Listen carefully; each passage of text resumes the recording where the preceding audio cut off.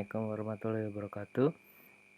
Untuk pertemuan kita yang ke-14 adalah mengenai mana menyusun suatu program penyuluhan pertanian. Nah, di sini ada satu topik yang khusus akan dibahas, yaitu mengenai studi telaah program perkebunan inti rakyat kelapa sawit.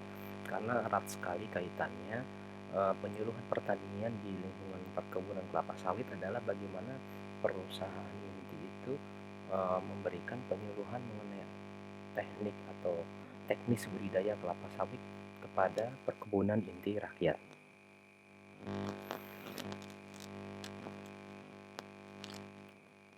Nah, sebagaimana yang disampaikan pada pertemuan sebelumnya, bahwasanya dalam melaksanakan penyuluhan yang paling efektif yaitu adalah dengan melakukan penyuluhan secara partisipatif. Dikatakan paling efektif ini dengan konteks kita melihat masyarakat sebagai subjek, yang mana masyarakat tersebut sebenarnya tidak terikat secara langsung kepada suatu perusahaan, sehingga upaya partisipatif ini dimaksudkan agar adanya komunikasi yang dua arah, feedback antara seorang penyuluh yaitu asisten kebun atau perusahaan tersebut kepada masyarakat luar yang ada di luar perusahaan. Nah, bagaimana kita melakukan penyuluhan partisipatif? Di antaranya kita perlu membuat sebuah siklus atau rangkaian perencanaan. Diawali dari kita mengetahui terlebih dahulu permasalahan dari pelaku utama. Misal contoh pelaku utamanya adalah petani sawit. Apakah petani sawit itu adalah petani lokal atau kemudian petani transmigran dan lain-lain. Atau kemudian dia adalah anggota dari suatu koperasi primer. Nah, selanjutnya bagaimana alternatif pemecahannya untuk bisa membantu para masyarakat tersebut untuk bisa lebih produktif. Nah, kemudian dilakukanlah kegiatan penyuluhan, dan hasil kegiatan penyuluhan tersebut dilakukan evaluasi kegiatan. Nah, selanjutnya programa ini adalah suatu pernyataan tertulis tentang keadaan, masalah, tujuan, dan cara mencapai tujuan yang disusun secara sistematis dan teratur. Dan inilah yang rencana yang akan kita buat. Ya, sebagai sebuah ilustrasi, sebuah programa ini adalah ibarat sebuah roket. Ia baru dapat diluncurkan apabila unsur-unsurnya lengkap serta disusun secara sistematis dan teratur. Nah, sebagaimana suatu perkebunan inti rakyat itu dibuat, itu juga didasari atas dasar unsur-unsur yang lengkap yang secara sistematis, mulai dari bagaimana kondisinya, permasalahan di sana bagaimana, tujuannya apa untuk dibentuk perkebunan tersebut, dan bagaimana cara mencapai tujuan tersebut. Itu perlu disusun dengan rapi agar kemudian bisa saling menguntungkan kedua belah pihak, baik itu petani pemilik kebun dengan perusahaan mitra.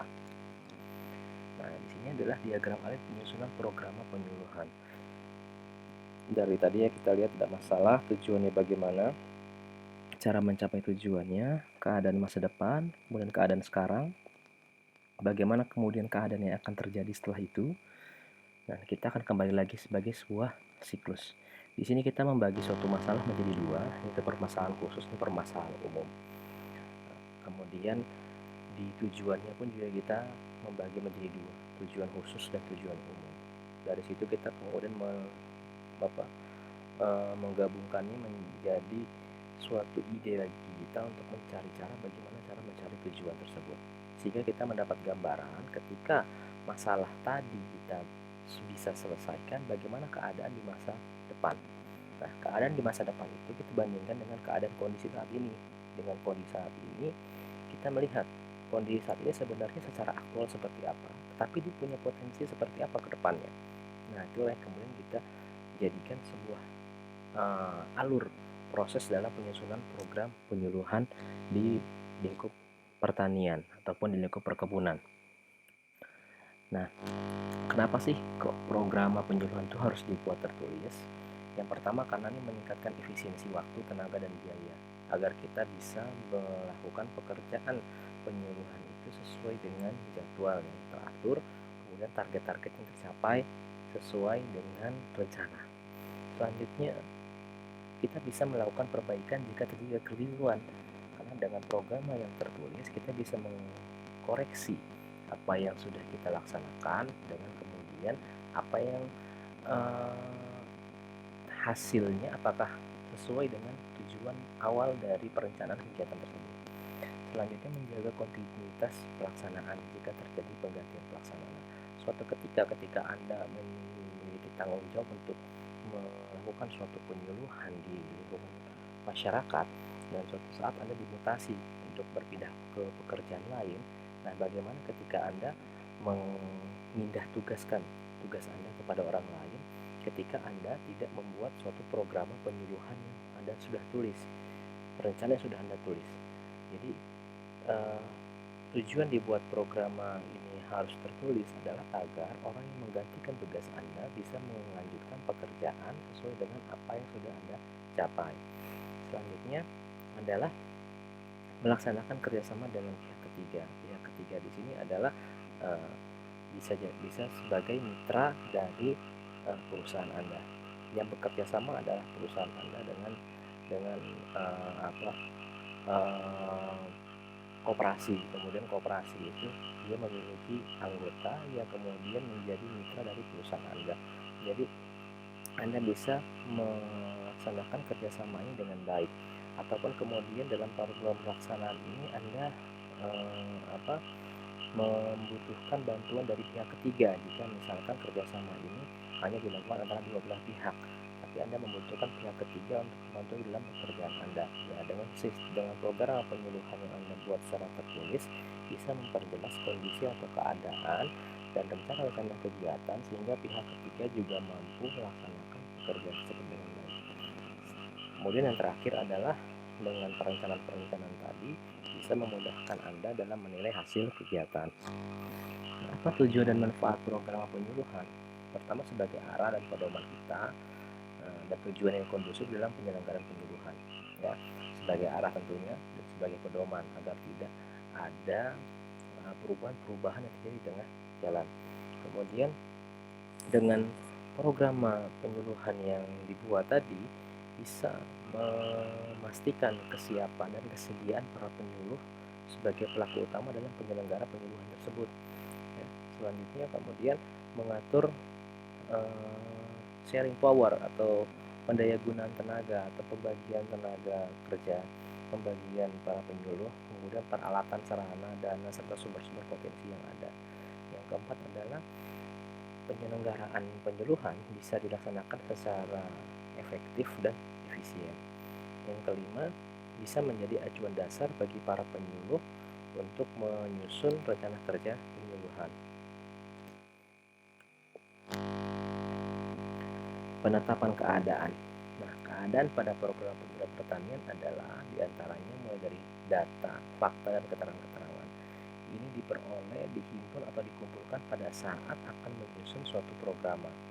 Nah, kemudian dia terdiri dari data aktual dan data potensial, karena kita tidak hanya membutuhkan data aktual saja, tapi kita juga harus mengetahui bagaimana potensi ke depannya ketika kerjasama ini bisa dilaksanakan lebih lanjut.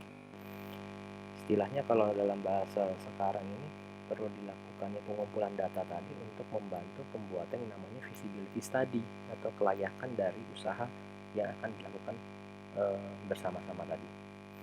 Nah, penyuluh pertanian menjalankan fungsi ya, membutuhkan tadi data dan informasi yang akurat, baik dari data potensi wilayah, data kependudukan di sana bagaimana, karena ini berkaitan dengan kebutuhan tenaga kerja nantinya. Kemudian bagaimana permasalahan yang ada di pelaku utama. Pelaku utamanya adalah petani tadi. Bagaimana konflik sosial di sana dan konflik kepentingan di sana bagaimana, ini menjadi data penting bagi kita. Nah, data aktual yang dimaksud adalah data, fakta, keterangan yang telah dapat dicapai oleh sebagian besar masyarakat setempat. Itu data aktual. Data aktual tersebut didapat dengan cara kita mengumpulkan sendiri dan merupakan data yang merupakan hasil yang dicapai oleh masyarakat dengan pola atau teknik yang umum dipraktekkan pada saat itu. Belum ada introduksi suatu inovasi yang diajarkan oleh pihak luar atau oleh perusahaan itu sendiri. Selanjutnya data potensial. Data potensial data, fakta, dan keterangan-keterangan yang telah dapat dicapai dalam skala kecil usaha tani dan dapat dicapai dengan potensi yang ada di wilayah setempat. Dengan kita melihat kondisi areal di sana, kita mungkin dibantu dengan beberapa analisis, apakah itu analisis lab, analisis dan lain-lain, kita bisa memperoleh data-data potensial dari areal tersebut, dari daerah tersebut, sehingga kita bisa mengembangkan, atau kemudian kita malah tidak jadi melakukan kerjasama dengan daerah tersebut karena posisinya memang tidak memiliki potensi yang cukup untuk bisa berkembang. Nah, sebagai contoh di sini ada dua, ya, data aktual dan potensial. Misalnya data aktual. Di sini ada produksi kelapa sawit di suatu kecamatan dan suatu kabupaten pada tahun 2015-2016 rata-rata 10 ton per hektar. Nah, data potensialnya ternyata untuk daerah tersebut dengan daerah dan kabupaten tersebut pada bulan Januari 2015 sebesar 20 ton per hektar. Ini potensinya 20 ton, tapi kemampuan yang dilakukan oleh petani atau masyarakat tadi hanya sekitar 10 ton. Nah, itulah yang dimaksud dengan yang bisa kalian bedakan antara data aktual dengan data potensial. Bagaimana merumuskan keadaan aktual? Nah, perumusan keadaan aktual yang pertama kita bisa melihat dari keadaan sumber daya alam. Sumber daya alam ini meliputi luas lahan potensial yang bisa kita budidayakan untuk pertanian, luas lahan aktual dan luas lahan aktual yang baru dimanfaatkan. Kemudian produksi potensial yang bisa dicapai, dan maupun pengolahan produksi aktual yang baru dicapai. Selanjutnya data potensial melakukan teknologi budidaya, pengolahan, pemasaran, dan data aktual yang baru dimanfaatkan petani. Selanjutnya keadaan sumber daya. Ini meliputi jumlah penduduk potensial yang dapat melakukan usaha. Karena kita membutuhkan angkatan kerja yang produktif yang bisa membantu kelancaran dari usaha pertanian ini. Selanjutnya keadaan pendukung usaha, semisal keberadaan instansi di sana, bagaimana dinas atau kemudian pemerintah daerah setempat yang mampu membantu keberlangsungan usaha ini. Kemudian potensi penyuluh pertanian di sana apakah ada. Selanjutnya keadaan sarana atau prasarana pendukung usaha seperti koperasi, bisa koperasi primer yang kemudian atau koperasi unit desa yang kemudian menyediakan sarana dan prasarana pertanian sehingga masyarakat mudah untuk memperoleh sarana dan prasarana pertanian di sana, atau kemudian koperasi primer yang membantu masyarakat di sana untuk menjadi anggota seorang perorangan yang mana mereka menjadi fasilitator masyarakat tersebut untuk menjalin kerjasama dengan perusahaan mitra. Nah, bagaimana cara kita memperoleh data primer? Ada dua cara dalam memperoleh data primer dalam teori komunikasi. Yang pertama menggunakan metode rapid rural appraisal atau kunjungan sikat atau survei kilat. Biasanya dilakukan sangat cepat dengan modal yang lebih murah, tetapi secara akademis sulit dipertanggungjawabkan karena survei ini terlalu cepat dan belum tentu dengan survei kilat ini disetujui masyarakat, sehingga data yang terkumpul masih tidak memenuhi persyaratan untuk bisa ditarik kesimpulan. Selanjutnya yang biasa kita lakukan adalah dengan melakukan pendekatan participatory rural appraisal. Nah, participatory rural appraisal ini memanfaatkan partisipasi masyarakat. Pendekatannya memang relatif cepat, tergantung dari banyaknya data yang kita butuhkan, kemudian relatif murah juga. Selanjutnya memanfaatkan multidisiplin, ilmu multidisiplin media dan saluran komunikasi lainnya, dan dengan menerapkan berbagai metode tadi secara akademik dia bisa dipertanggungjawabkan dan secara sosial dapat diterima karena berdasarkan pendekatan partisipatif. Nah, dalam penetapan program tadi kita harus menetapkan pertama tadi adalah mengenai permasalahan, menetapkan masalah. Jadi masalahnya adalah sesuatu yang tidak diinginkan atau segala sesuatu alasan faktor penyebab yang mengakibatkan tidak tercapai tujuan, kehendak, atau keinginan. Masalah ini merupakan selisih atau kesenjangan gap antara potensial dengan data yang aktual. Nah, biasanya permasalahan yang terjadi di antara perkebunan besar dengan perkebunan milik petani adalah kesenjangan antara introduksi teknologi mengintroduksi teknis budidaya yang dimana perusahaan relatif lebih cepat dan lebih disiplin dalam menerapkan teknologi, sedangkan untuk petani biasa cenderung mereka tidak disiplin dalam menerapkan teknologi. Dalam hal ini semisal contohnya adalah mengenai pemanfaatan pupuk, rekomendasinya masih tidak mengikuti rekomendasi usia, minimal dia mengikuti rekomendasi yang dianjurkan oleh Pusat Penelitian Kelapa Sawit ketika dia memang tidak memiliki akses untuk bisa menganalisis unsur hara yang ada di perkebunannya. Sedangkan kalau di perusahaan dalam setiap tahunnya selalu melakukan analisis unsur hara, baik analisis daun maupun analisis tanah. Ini kesenjangan yang sering terjadi di perkebunan rakyat. Nah, kita bagi masalahnya menjadi dua, ada masalah umum dan masalah khusus. Masalah umum sendiri ini disebut juga sebagai masalah induk. Dia merupakan permasalahan yang sangat kompleks, terdiri dari banyak unsur dan pemecahannya memerlukan waktu yang relatif lama, hanya cukup 1 tahun. Sedangkan permasalahan khusus disebut juga anak masalah, merupakan bagian atau salah satu masalah dari masalah umum yang untuk pemecahannya dapat dilaksanakan dengan kegiatan tertentu dalam waktu relatif cepat. Nah, ini contoh masalah umum dan masalah khusus. Masalah umumnya nih, secara umum teknik budidaya kelapa sawit di daerah tersebut belum sesuai rekomendasi. Nah, masalah khususnya baru 35% saja yang melakukan pupuk secara teratur, baru 25% saja pelaku utama yang konsisten melakukan pelunasan, baru 40% pelaku utama melakukan penanaman sesuai anjuran. Ini secara khusus seperti itu. Jadi secara umumnya belum sesuai rekomendasi, secara khusus masih sedikit yang kemudian melakukan budidaya kelapa sawit sesuai dengan rekomendasi. Kemudian kerjasama antar pelaku utama belum berjalan, jadi belum ada kerjasama antara misalkan koperasi dengan para petani, karena mungkin alasannya pelaku utamanya belum berkelompok atau pelaku utamanya belum tahu manfaat kelompok. Kemudian kegiatan penyuluhan belum berjalan, atau kemudian pelaku utamanya dia tidak memiliki bukti legal tentang kepemilikan tanah, sehingga itu yang menghalangi dia untuk bisa melakukan kerjasama dengan pihak lain. Selanjutnya, kegiatan pengembangan usaha perkebunan ide rakyatnya belum berjalan, itu masalah umumnya. Masalah khususnya mungkin ya tadi, pelaku utama belum memiliki modal yang memadai, pelaku utama belum tahu mengakses ke lembaga permodalan atau membentuk lembaga keuangan bersama seperti bentuk koperasi, misalkan seperti itu. Nah, selanjutnya kita membuat uji prioritas masalah. Nah, kita membuat uji prioritas masalah, misalkan di sini kalau kita lihat ada beberapa jenis masalah, ada 10 jenis masalah, kemudian kita membuat scoring dengan 3 scoring: gawat, mendesak, dan bagaimana tingkat penyebarannya. Misalkan ya, pengetahuan, sikap, dan keterampilan budidaya tentang penanganan hama penyakit masih rendah, misalkan itu. Kira-kira skornya berapa? Gawat 2, mendesak, tingkat kegawatannya 2, ya.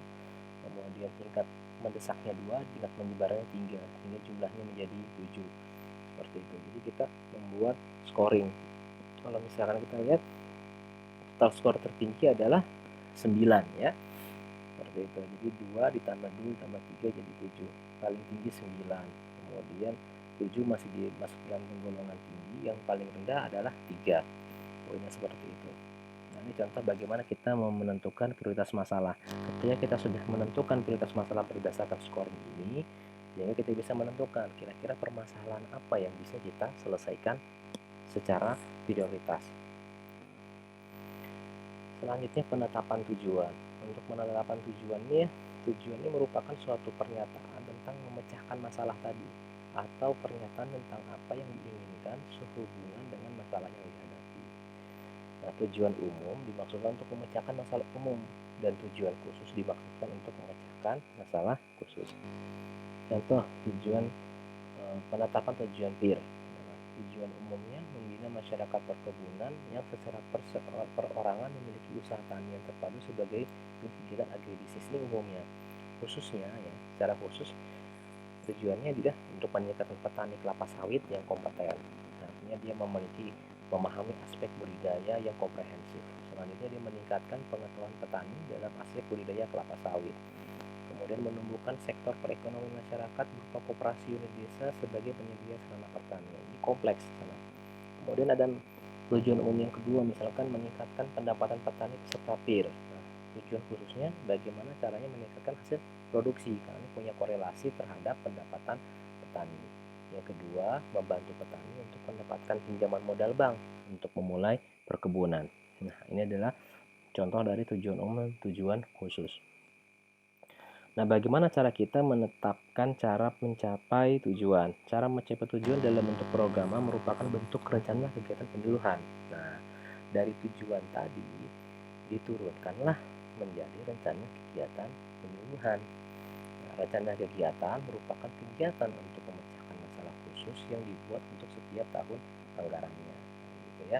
Jadi kalau kita lihat tadi masalah khususnya ada beberapa hal, semisal tadi mengenai masalah teknik budidaya, itu masalah khususnya. Dibuatlah rencana kegiatan untuk bisa meningkatkan pemahaman petani terhadap cara atau teknis budidaya yang baik dan benar. Nah, ini gambaran proses perubahan perilaku nantinya. Nah, sini kita lihat mulai dari pengetahuan. Kalau ketika dia dikatakan mengetahui, terus sudah mendapatkan pengetahuan, dia tahu. Setelah tahu dia paham. Setelah dia paham, dia bisa menerapkan, kemudian menganalisis. Dari hasil analisis dia mensintesis sebuah perilaku, dan kemudian dia bisa melakukan evaluasi atas pengetahuan dia. Nah, dikatakan dia terampil ketika dia bisa melakukan imitasi atau meniru, nah, membuat hal yang sama, kemudian memanipulasi dan mengubahnya mungkin. Selanjutnya melakukan presisi, artikulasi, dan kemudian naturalisasi. Selanjutnya secara sikap dalam suatu penerimaan sebuah inovasi. Pertama dia menerima, kemudian dia merespon, menilai, mengorganisasi, dan kemudian menjadi karakterisasi dari dia. Dari kecakapan dia berpikir, menganalisis, kemudian berorganisasi, selanjutnya dia berusaha. Nah, ini adalah sebuah gambaran dari proses perubahan perilaku. Nah, contoh penetapan cara mencapai tujuan. Misalkan kalian buat suatu rencana, ada masalah, misalkan baru 50% pelaku utama melakukan seleksi benih yang baik dan benar. Nah, kegiatannya apa? Kegiatannya bisa berupa pertemuan kelompok, demo caranya, demonstrasi cara, dan bagaimana hasilnya. Tujuannya bisa meningkatkan pelaku utama dari 50% menjadi 60%. Sasarannya 20 orang pelaku utama, misalkan metodenya ada ceramah, diskusi, praktek, berapa kali, sekitar 4 kali, lokasinya di mana, kemudian waktunya kapan, berapa biayanya, sumber biaya misalnya dari perkebunan inti, karena mungkin masih jadi bagian tanggung jawab perkebunan inti tadi. Kemudian pelaksananya dari perkebunan inti, karena dia menjadi mitra yang nantinya akan menjual hasil produksi kelapa sawit dari para petani. Kemudian penanggung jawabnya siapa, kemudian pihak terkait yang akan mengikuti siapa, apakah kades mungkin ikut, penyuluh juga ikut, swadaya ini dalam arti misalkan koperasi yang ikut, seperti itu dan sebagainya. Nah, ini contoh format program penyuluhan. Di awal ini pertama bab 1 pendahuluan yang memuat dari latar belakangnya seperti apa. Kemudian bab 2-nya mengenai penetapan keadaan wilayah, deskripsi wilayah, gambaran keadaan di mana, wilayah kerja bagaimana, data potensialnya di mana, aktualnya di mana, wilayah kerja, kebijakan pemerintah seperti apa, dari segi sumber daya alamnya bagaimana, kondisi lahannya, SDM-nya bagaimana, dan kualitas pendukung kegiatannya seperti apa. Selanjutnya kita rumuskan masalah dari penetapan kondisi awal tadi, SDM-nya, SDA, hasil selanjutnya kita identifikasi menjadi masalah umum dan masalah khusus. Lalu kemudian kita menetapkan tujuan, dirumuskan tujuan umum dan tujuan khusus dari hasil perubahan masalah umum dan masalah khusus. Kemudian bagaimana cara kita menentukan cara mencapai tujuan tadi di bab 5, penetapan cara mencapai tujuan dengan membuat rencana kegiatan dalam bentuk tabel. Selanjutnya dibuat penutup. Selanjutnya kita mungkin bisa menambahkan daftar lampiran mulai dari peta wilayah, tabel rencana kegiatan, kemudian tabel kondisi umum dari daerah tersebut. Nah, ini kita ambil contoh studi kasus petani lokal yang sering dihadapi oleh petani lokal di sana. Ada 3 misalkan ya, pengusahaan tanaman kelapa sawit pada perkebunan belum menggunakan bibit unggul. Dia masih menggunakan varietas stoklon yang tidak seragam. Itu paling sering kita temui di petani lokal.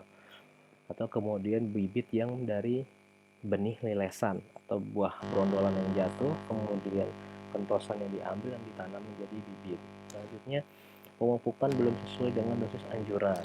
Ya, masih kalau ada modal dipupuk, kalau nggak ada ya nggak dipupuk. Ini berkaitan dengan yang ketiga, modal usahanya rendah, tidak memiliki modal kerjanya juga rendah karena mungkin dia tidak fokus dan tidak serius dengan usaha pertaniannya. Nah, contoh yang sering dilakukan di suatu lingkungan perkebunan yaitu adalah menjadi perkebunan mitra. Perkebunan mitra dari perusahaan inti. Nah, salah satu contohnya adalah bentuknya adalah kebun KKPA. KKPA. Kredit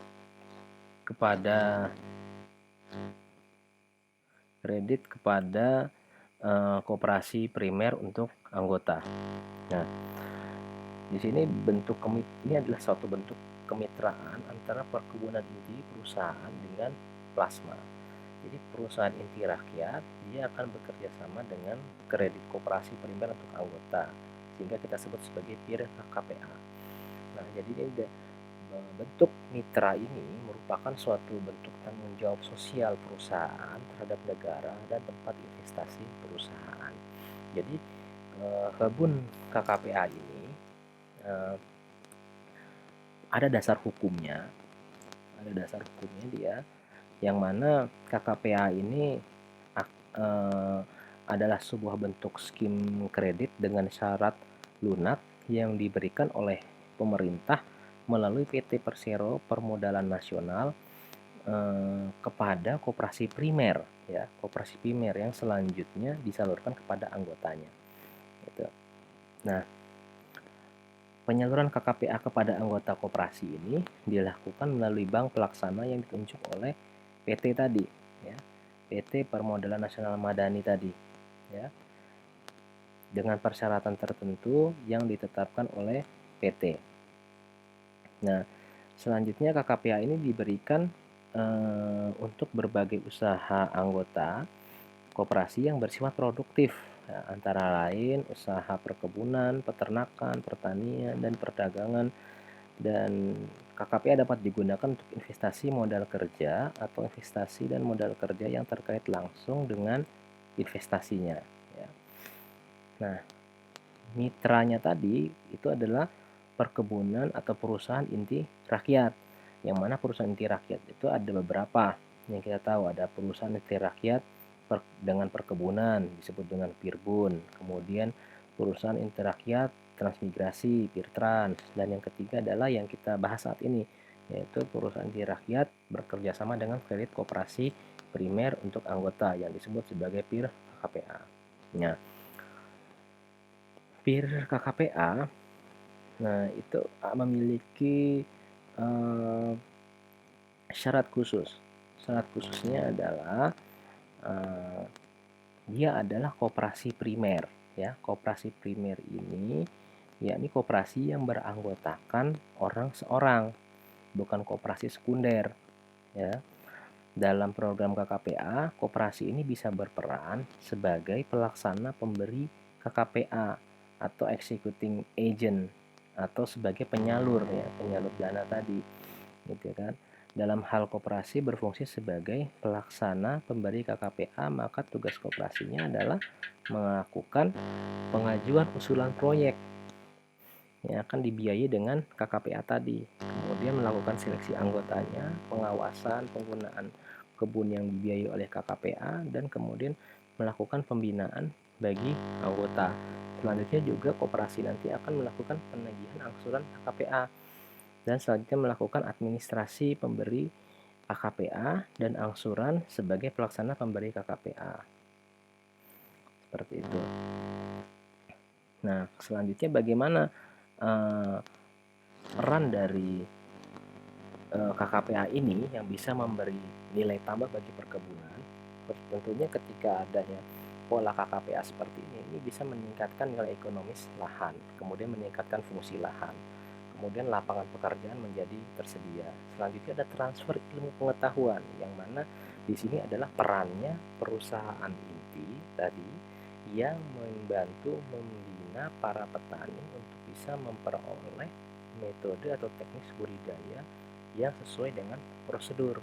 Selanjutnya dengan adanya perkebunan yang dibentuk dengan pola KKPA ini tentunya akan mempermudah akses antar desa karena adanya dibangunnya sarana dan prasarana di perkebunan. Nah, inilah fungsi perusahaan inti dalam pola kemitraan ini. Perusahaan inti nanti dia akan membuat desain kebun dan kelompok tani. Jadi perusahaan inti nanti secara tidak langsung melakukan transfer, ya, transfer pengetahuan kepada para petani bagaimana mendesain sebuah kebun kelapa sawit yang ideal. Selanjutnya perusahaan inti tadi membantu koperasi dalam melakukan sosialisasi kepada para peserta agar kemudian peserta memiliki minat yang baik yang tinggi dalam membangun perkebunan mandiri. Selanjutnya perusahaan inti akan membantu membangun kebun sesuai dengan rencana yang ditetapkan.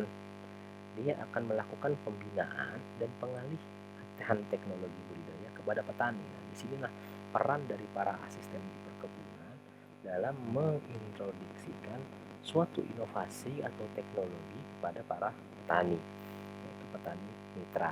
Kemudian akan juga memberikan pembinaan dalam bentuk pembinaan administrasi kepada para koperasi mitra tadi, ya, sesuai dengan tahapan pembangunan kebun. Selanjutnya perusahaan inti nantinya dia akan menampung dan membeli hasil TBS dari petani plasma. Dia juga akan membantu koperasi dalam membuat perhitungan hasil penjualan TBS dan menyisihkan dana untuk cicilan pembayaran kebun petani tadi. Kemudian melakukan alokasi penjualan TBS untuk cicilan kredit, biaya perawatan kebun, dan pendapatan petani. Selanjutnya membantu koperasi mengembangkan sistem pengelolaan kebun dan membantu koperasi membuat rencana planting. Oke, mungkin ini yang bisa saya sampaikan untuk pertemuan ke-14. Dan sebenarnya dalam hal pembuatan program penyuluhan tidak hanya kita kemudian membuat program penyuluhan dalam konteks pembentukan perkebunan inti rakyat, tapi secara spesifik di lingkungan perkebunan inti perusahaan, ya, itu juga bisa kita membuat suatu program penyuluhan, semisal membuat program penyuluhan tentang introduksi mekanisasi yang dilakukan di satu divisi di area perkebunan, ya, karena tentunya masyarakat karyawan mereka lebih terbiasa melakukan pemanenan dengan cara manual. Kemudian kita mengintroduksi sebuah alat menggunakan egreg mesin misalkan. Bagaimana kita bisa meyakinkan pada para karyawan bahwasannya ini bisa lebih mempermudah mereka dalam memanen. Mungkin ada yang menolak, ada yang menerima, atau kemudian kita menerapkan mekanisasi dalam hal pengangkutan buah. Nah, itu juga menjadi perlunya kita membuat sebuah program penyuluhan untuk bisa meyakinkan para masyarakat bahwasanya dengan adanya mekanisasi tidak akan mengurangi prestasi kerja mereka, tapi justru akan meningkatkan produksi mereka, produktivitas mereka, dan prestasi kerja mereka. Oke, demikian dari saya. Terima kasih. Assalamualaikum warahmatullahi wabarakatuh.